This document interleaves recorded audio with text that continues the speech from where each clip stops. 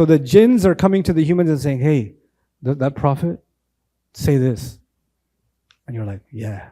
And then he says, then the enemy of the prophet says it. And then when he does it, another jinn says, wow, that worked. We're inspired to give some more waswasa. So there, the kafir behavior is inspiring the shaitan, the jinn shaitan, to do more whispers. You understand? To make things even harder for the prophets. You understand? So they are kind of in a partnership. But here's the important thing. Do the disbelievers know that they are being inspired by devils? Rahman.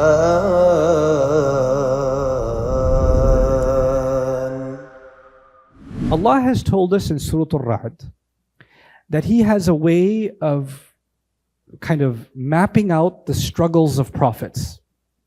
Not just our prophet, all prophets in the past. عليهم الصلاة والسلام.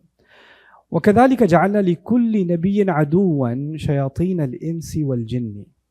This is how we put in place for every prophet enemies. Devils from humans and jinns. So now Allah is saying, every time a prophet came, a prophet had what? Enemies. And he had two kinds of enemies. What two kinds of enemies? Human beings and jinns. يُوحِي بَعْضُهُمْ إِلَى بَعْضٍ. They inspire each other. Which one is actually inspiring which one? So the jinns are coming to the humans and saying, hey, that prophet, say this. And you're like, yeah. And then he says, then the enemy of the prophet says it. And then when he does it, another jinn says, wow, that worked. We're inspired to give some more waswasa. So there, the kafir behavior is inspiring the shaitan, the jinn shaitan, to do more whispers. You understand? To make things even harder for the prophets. You understand? So they are kind of in a partnership. But here's the important thing. Do the disbelievers know that they are being inspired by devils? No.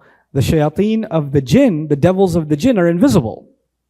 They don't. Their partners, the human partners they have to be enemies of the prophets, they don't even know that they have partners. You understand? So they're an invisible support for the forces of evil against prophets. Right? Now what Allah is going to do in this surah, He's not talking to all jinn. And He's definitely not talking to all human beings. Surahs have particular audiences. Surahs have, I'll say that again, surahs have what? Particular audience. And you have to pay attention to the language of a surah to say, who is this for? For example, Surah Al-Kafirun, you say, no, every surah is for everybody. No, that's not how education works. Because if every surah is for everybody, قُلْ يَا أَيُّهَا الْكَافِرُونَ is not for you. لَا أَعْبُدُ مَا is not for you. It's for who? It's for the kafirun. Then if this is the case, that every surah is for everybody, then Surah At-Tawbah is for you. You know? Then the thing is, when someone's teaching, then they have to see who are they teaching and what is the time to teach what. So not every surah should be looked at the same way. First we have to understand who the audience is. And the audience in this surah are human beings and jinn that are hell-bent on calling this message a lie. And the word for calling the truth a lie is takdhib. The verb would be yukadhibu. And if two people are doing it, you say tukadhibani. فَبِأَيِّ آلَاءِ رَبِّكُمَا تُكَذِّبَانِ. That phrase is giving away who is the audience of this surah. Not all jinns. In Surah Al-Jinn, we learn among the jinn there are Muslims too. There are good ones among them too. In this surah, we're going to learn that Allah is going to address the invisible enemies of the Quraysh that were inspiring to them to be enemies of Rasulullah sallallahu alaihi wasallam. There's further evidence to this. I want you to understand why this is important. You're going to find in this surah a description of Judgment Day, then hellfire, then heaven. I'll say that again. Judgment Day, hellfire, and heaven. Now, Judgment Day is only for disbelievers or both believers and disbelievers? Very good. It's for both. But what you're going to find in this surah is Judgment Day is only described as a horrible event where criminals will be terrified. Who is not being mentioned when Allah mentions Judgment Day? Believers are not being mentioned. And then when Judgment Day is mentioned, the horrors of Judgment Day, when they're being shot at and criminals are being told, run as far as you can, you're not going to be able to escape.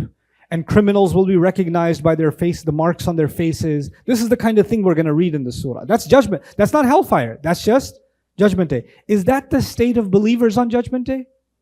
No.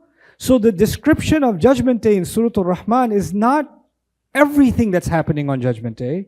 The description of Surah Al-Rahman's Judgment Day is only what the criminals will have to face on Judgment Day. And which criminals in particular? The criminals among the human beings that were being backed up by the jinn. And that's why when we get to the description of Judgment Day, Allah says, Ya ma'shar al-jinni wal-insi, in istata'tum an tanfudhu min aqtar as-samawati wal-ard. Gathering of jinns and humans. If you want to escape, go ahead. So why did He combine jinns and humans like that? Because in another place in the Quran, Allah told us, some jinns and humans work in a partnership. So you know what? Go ahead, partner up and go and escape. So there's a sarcastic commentary on their partnership that's going to take place on Judgment Day, right? And on the flip side, by the way, now they're combined together and they're being burned in hellfire together. Now when we get to Jannah, what should you see? You should see humans and jinns in Jannah. Because if the surah is about all humans and all jinns, then when the Jannah conversation goes on, then we should see humans and jinns together in Jannah too, But what do you find? وَلِمَنْ خَافَ مَقَامَ رَبِّهِ. And for whoever feared standing in front of their Rabb, they get two gardens. We go back to the singular. No longer pair, no longer plural. We go back to human beings.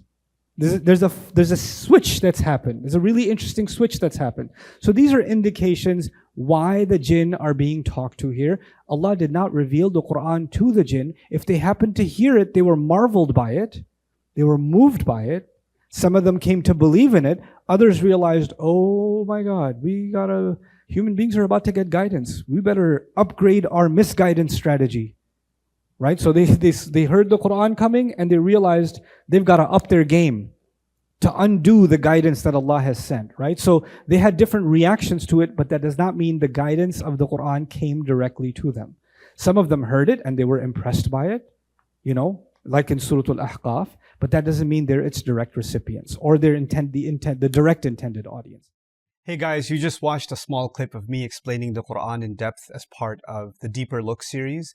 Studying the Quran in depth can seem like a really intimidating thing that's only meant for scholars. Our job at Bayyinah is to make deeper study of the Quran accessible and easy for all of you. So take us up on that challenge.